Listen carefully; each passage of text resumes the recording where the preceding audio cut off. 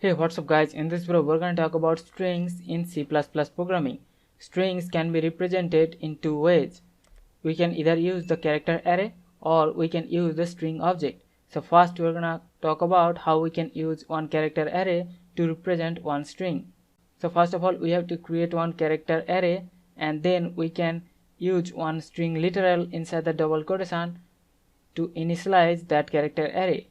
Or we can use one character array with one specified size and then we can use the null terminated character sequence inside the curly braces to initialize that array.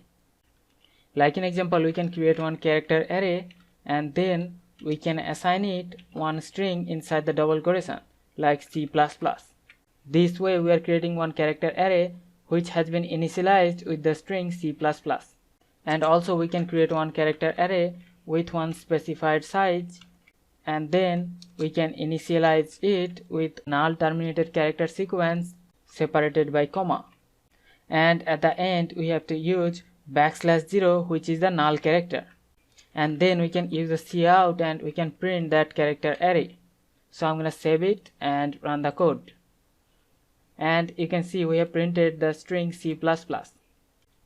So now we're gonna see how we can use one string object to create one string in C++. The string object is fairly easier to use than character array and the string object has no fixed limit. Like in example, we have created one string object str and the object is initialized with the string C++ is awesome, which is encapsulated inside the double quotation. Like in example, we can create one string object str and we can assign it the string C++ is awesome, and then we can use the cout and we can print that string object onto the console, and you can see we have printed the string C++ is awesome.